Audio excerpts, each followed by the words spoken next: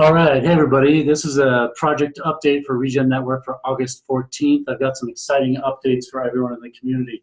It's been a couple weeks since my last update. I am now living in Denver, that's where I'm calling in from, and I've got a few things I want to share with you, and then I've got a special guest I want to pull into the call.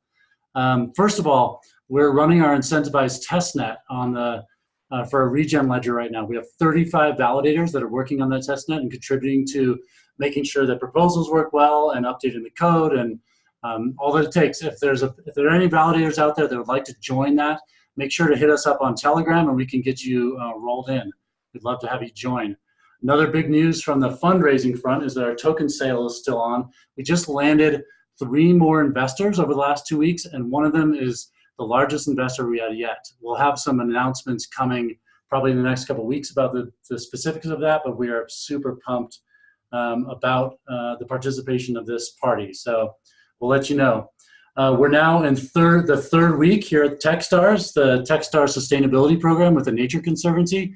And so at this point, I'd love to invite in August Ritter, who is helping coordinate this program. He's the Nature Conservancy program manager that interfaces with Techstars. Yep. So our team's getting a lot out of this program. Just being 3 weeks in now, I can't even imagine where we'll be at in 14 weeks. But just for everyone on this call, I want to zoom out a little bit and just ask you a little bit about the program itself. So this is the second year that the Nature Conservancy has joined into the program with Techstars. I'd love for you to explain kind of Nature Conservancy's angle at this. Yeah, for sure. Why did they team up with Techstars and what are they trying to get out of it? Yeah, certainly. So maybe just for folks who may not know, the Nature Conservancy is one of the largest conservation organizations in the world, right? We're really set on trying to tackle some of the biggest problems that are facing humanity and nature in the 21st century.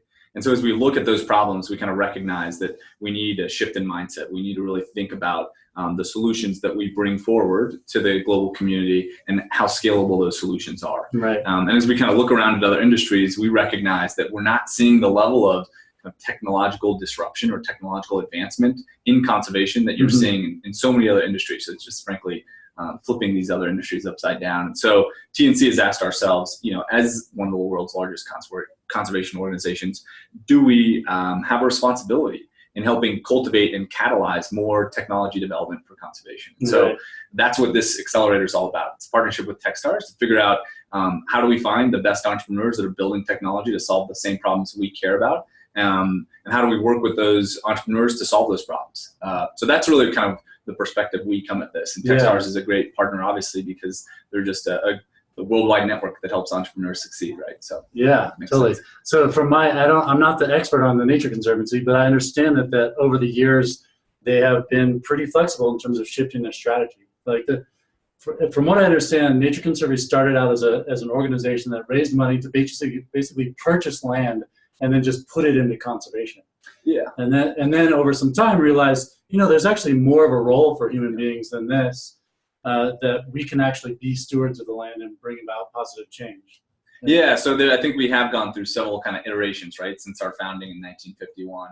And you can see these kind of moments, these pivotal moments throughout our history where we've asked ourselves, what's the highest and best use of our team? Right. And we have shifted a bit. And so right now, we're really focusing on these global environmental problems, and we're working with corporations, we're working with governments, now we're working with technology entrepreneurs to bring solutions to the forefront. Yeah, awesome. This makes so much sense. There's been so much technological innovation in the last 10 years, whether it's remote sensing technology, blockchain solutions for trust and transparency. We have 10 companies here that are each bringing really incredible solutions. So kudos to the Nature Conservancy for jumping on board. I hope we can 10x the impact. Well, that's the game plan. And, frankly, in all seriousness, right, we need to. Yeah. We don't really have much of an option. So in 10 years' time, what would the Nature Conservancy dream could come of this program? Yeah, so the one thing is the companies that we bring into the accelerator, right? So we had 10 companies last year, we've got 10 companies this year. The hope is that in 10 years, the majority of those companies are actually operating at scale. Right. And they're implementing their solutions at scale, solving kind of critical pain points, if you will, at a level that's meaningful. But frankly, one of the objectives here is much bigger than just these 10 companies or the 10 companies from last year. It's frankly about inspiring the next generation of technologists and entrepreneurs. Right?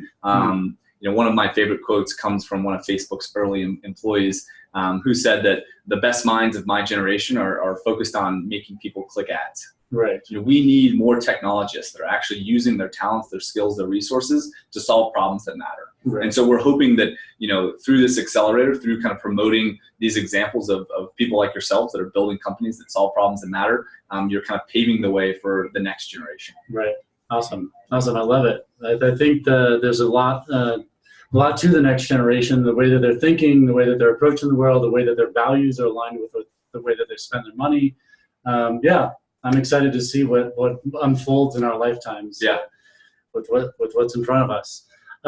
So I keep hearing that it's harder to get into Techstars than it is to get into Harvard. It was a huge honor for Regen Network to get accepted into this program. What do you see is the value that Regen Network brings, and how do we potentially team up with Nature Conservancy to create exponential impact? Yeah, so I still remember kind of getting the link to Regen Network back in January when my Techstars colleagues kind of forwarded it to me and said, hey, here's a company you should check out.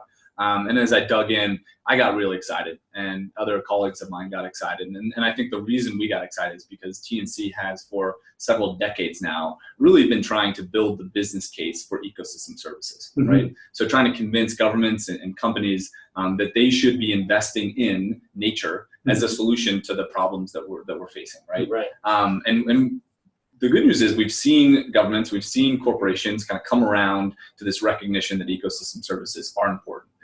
Maybe not so much because of our phenomenal messaging. I think it's more so due to the fact that they've seen as these ecosystems have been degraded, so have these critical services that have been provided to people for free by nature.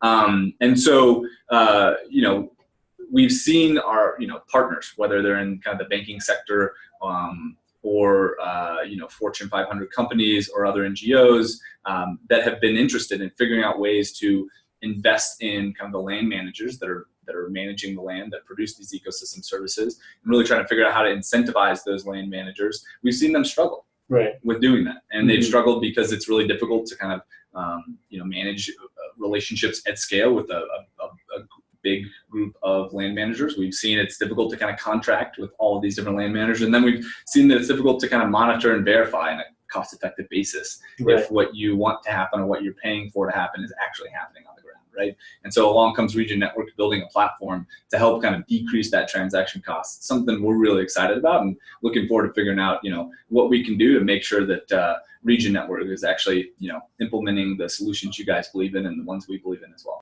One of the great things that happened in the very first week that we're here is that the Regen Network got teamed up with a group of TNC subject matter experts, from the agricultural space, from the ranching space, and we started mapping out where we might work together with TNC. So I think working on ecosystem services credits, starting to be able to validate the fact that impact really happened, and if we can make that a investable asset that can then potentially even be traded between different parties, and clear, transparent proof that that impact took place at a certain place at a certain time and that it's not double counted. That's a huge value to the world. Agreed. Couldn't agree more. Yeah. So we're excited to continue developing that technology, and I can't think of a better partner than the Nature Conservancy. Thanks, Christian. We're really excited that you're in the accelerator. Thanks a lot. I really appreciate it. Thanks for your time. Yeah, looking forward to the next 12 weeks. It'll be a wild ride, for sure.